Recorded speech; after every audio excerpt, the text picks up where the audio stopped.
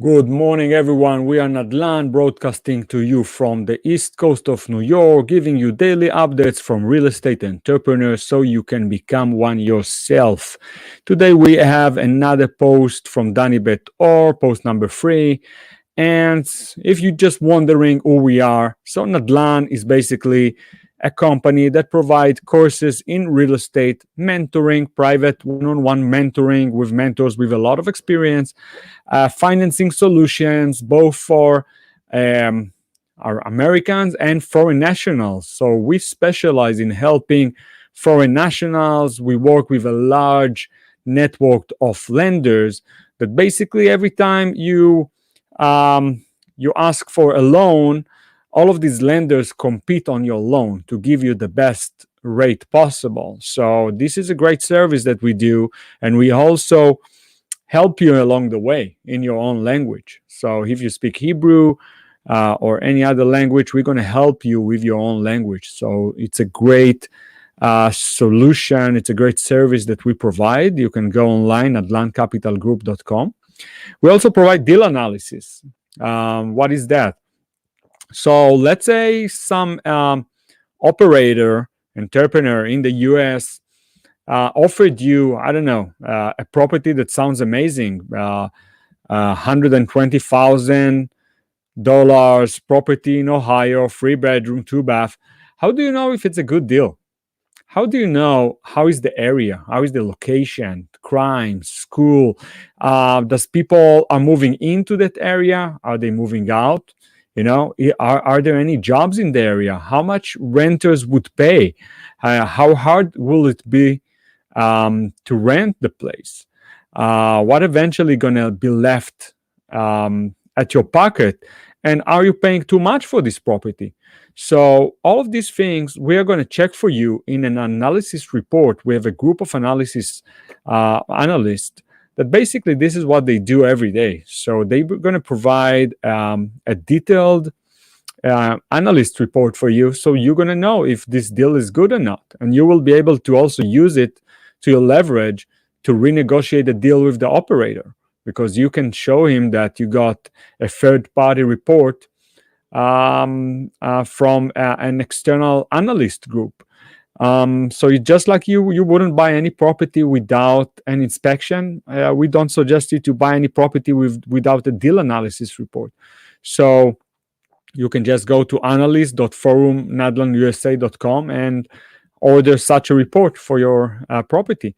We also offer deal offerings. So we collaborate with operators and builders all over the US, and our group of analysts, they analyze these deals, and basically they're going to tell you that we're not going to offer any deals that didn't pass our through checkup inspection. We fly to the place, we check the materials, we check the quality, we check the history. So all of these things we also provide. So in order to get notified every day from another entrepreneur that shares the knowledge with you guys, make sure to click this like button and subscribe so you can get an alert every time we post a new video. And you're welcome to find us on Facebook and social networks. We have a Hebrew group, we have an English group, and also our website, Forum Real Estate USA. All right. So before we're going to jump to the next post from the Entrepreneur of the Week, let's check and see some news on our site and see some updates from our groups. So there is a question here. Happy holidays. Do you know anyone who works in Northport, Florida? All right, so there is a discussion about that. Legal question. I would love an answer from knowledgeable and interested people. Israeli citizen without American citizenship. All right, let's look into that. All right, so Israeli citizen without US citizenship who owns an LLC in the United States. In his will after his death, will the LLC goes to, if you go to person X, what's going on with that terms in the US law? All right, so this is another great discussion on our website and forum. Let's see what else. Closing transaction from the bank that is absurdly called short sale takes a long time. So This operator mentioned that short sales are actually taking a long time and they're not that short, but the compensation of waiting time is usually reflected in the price, significantly lower than the market price. It leaves us with the desired margin. Renovate at high level, sell at a profit. So here are a few pictures. This is actually Sharon Levy, that she was an interpreter of the week. So you can actually hear and read her posts and learn from her. All right. So let's go to the other one. Suppose a family moves to the US. Credit score does not exist because they have just arrived. And they want to buy a house when they have 25% to 30% of the property value immediately. What are the options to take out a mortgage on the balance without an initial credit score? All right, so this is another great question. All right, so basically we can definitely help in such cases because we provide real estate financing for foreign nationals. So this kind of person would be considered a foreign national, and 25% to 30% down is more than enough to purchase the loan with us. So that person can go to nadlancapitalgroup.com and just fill up the form and apply for it. All right, let's go to the next one. All right, so this is actually a client that just applied for a loan, $117,000. It's not a big loan, but we try to help any kind of loan starting from $40,000. So we are trying to help our entire community, and even though the commission in these loans is really minimal, we're actually losing on such a loan. Because let's say we're taking 1%, so this is like $1,000. Just our operation costs way more than that. But we are trying to help everyone. So this loan, you can just go to Nadlan Capital Group/apply, fill up the application form. It takes 5 minutes to fill it up. You see, are you U.S. citizen? What kind of LLC? You don't need to be a U.S. citizen. You can be a foreign national. And that's it. It goes to our entire network of lenders. All right, let's see what else. Are there any entrepreneurs, investors here in the Texas area, Houston? All right, and this is a recommendation, a new and recommended podcast from a friend who deals with everything we work with daily. All right, so this is a podcast recommendation. And last one here, hello to all forum members. What is the best way to save an American number? All right, so let's say you're a foreign national and you need to have an American phone number. So this discussion is about that. All right, so let's jump to the first post after this short break.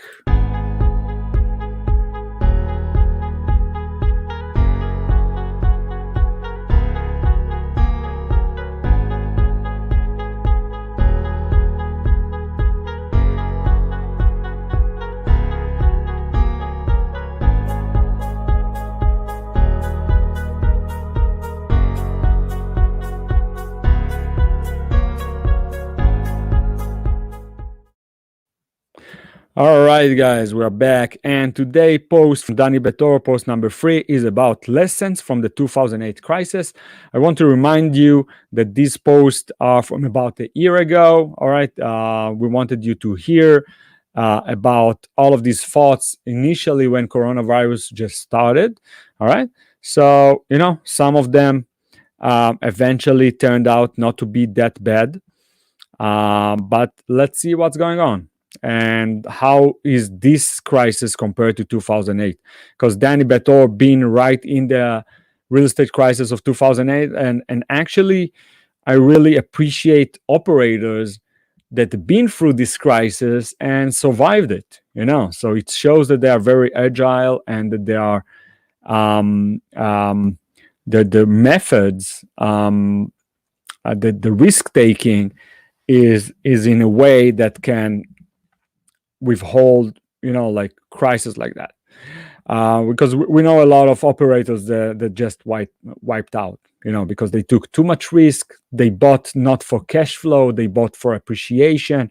So in these cases, when you buy for appreciation and suddenly the market drops, you never want to be the last one holding the hot potato. let's say you are doing flips now, and suddenly the market turned, and you are in the middle of a flip, and you are your goal, your business plan was to sell this property, I don't know, for 50,000 profit. What happens if suddenly the market drops 20%? So you're in the middle of a flip, and basically you don't have any profit margin, and this is in the good case, and in the bad case you are actually underwater. All right, so let's see what Dani Beit-Or refers to here. First, it should be emphasized that what was during the crisis of 2008 is not necessarily true these days. Caught in a crisis of a different kind that has never been seen before. However, crises are always a period of learning, personal growth, learning lessons, and an opportunity to improve the decision-making process for the future. A crisis is a kind of stress test and puts our investment and our strategy under a certain kind of load and show us whether or not our economic decisions stand the load test. Although I add a lot of conclusions from the 2008 crisis, both on a personal level and also on a business level, also in everything related to investment and more, I will focus on the main conclusions in terms of investments. Maximum leverage. Assuming the purchase is made with a mortgage, the mood in the United States before 2008 crisis was that real estate did not stop rising. So the obvious conclusion is to buy as many properties as possible, and in order to do so, leverage as much personal capital as possible. This means mortgages with equity of 5% or 10% were very common at that time. The implication is that such low self-financing combined with such high mortgage, the assets will not generate a positive cash flow, meaning that the cash flow the asset produces will be negative, though not dramatically negative, between $100 and $400 negative cash flow per month per property. If we take, for example, the asset that generates an average negative cash flow of $300 each month or $3,600 per year before tax, but at the same time, this asset costs $15,000 a year in value, we can well understand the benefit of taking a negative cash flow. The problem is that as long as the investor can cover the negative cash flow from his personal income, he will not have a problem. When did the problem arise? Once the source of income used to inject the money into the property, such as a job, dismissals, etc., is harmed, maybe $300 a month doesn't sound like a lot of money, but as long as there are one or two properties, it might not be problematic. But if there are 20 or 30 such assets, and at the same time the livelihood is harmed, then it directly affects the portfolio of assets. All right, so basically what Dani tells us here, just as I mentioned, when you don't buy for cash flow, which means that you have positive cash flow every month to cover your loan expenses, maintenance, management, taxes, insurance, and all of that, basically you are getting poorer every month, because instead of getting richer every month, having positive cash flow, you're paying out of pocket to sponsor your tenant and to sponsor that property. So as long as you had appreciation in the property, let's say 15,000, 50,000, whatever, the prices of the property goes up, you can kind of say that this extra out-of-pocket money balances the increase of price of that property, increase of equity. But what happens if it's the other way around, or if you're losing your job? And also with 2-3 property, you might be fine, but with 20 or 30 properties, it's all multiples. So 30 times 300, it's a large number. Conclusion: buy a smaller number of homes, put enough equity that each property generate a positive cash flow. And in fact, the property is independent of its owner. That is, avoid a situation where the property owner has to inject money into the property on a monthly basis. All right, so basically Dani is saying here, don't buy crazy amount of properties, buy less amount of properties, and each one needs to be individual as a income producing property. So each one of them need to produce enough cash flow to pay for all of the mortgage and expenses, taxes, insurance, management if you have, maintenance of the property, fixes, vacancy when the property is vacant. Usually you would try to take into account only 10 months a year and not 12 months. You might have a few months that the property is vacant. And I also suggest for each property have some money on the side, a few months of rent, just in case, for fixing or if the property is vacant. If you don't want to lose this property and go to foreclosure. A note: some readers read these lines and say to themselves, obviously, and how can it be that someone invests in such an irresponsible way, etc. But a few things need to be remembered. The first was an optimistic mindset that led to such moves. Second, even today, if you look at the conduct of real estate investors who have not gone through the recent crisis, you see quite a bit of behavior of compliancy and high self-confidence that leads to decisions that do not always take into account that there is a crisis on the horizon. An Israeli who started investing 10 years ago and experienced success feels like he has cracked the method, because for the past 10 years, he has enjoyed a strong backwind.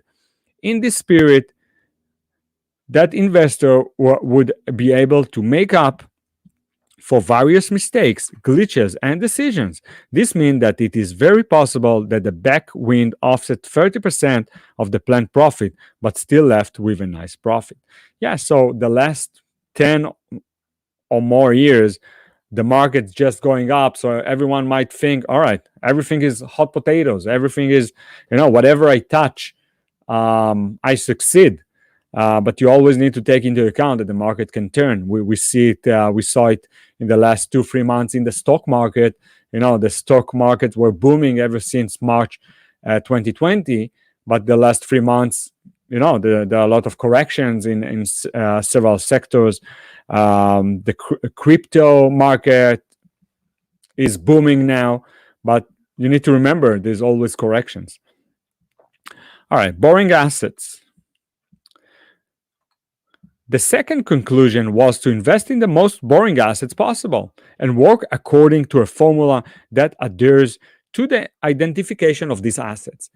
In my world, boring properties are characterized by the following: detached houses in a suburb of a large metro, a metro of over 1.5 million people, a metro with the presence of not only many large employers, but also businesses representing different and diverse industries, with good schools and sought-after areas in cities and states where the laws favor the property owner rather than the tenant, and in countries and cities that show strong positive immigration. So basically, Dani is known for, he's looking for boring investment, not like anything crazy, mobile parks, multifamily, things like that.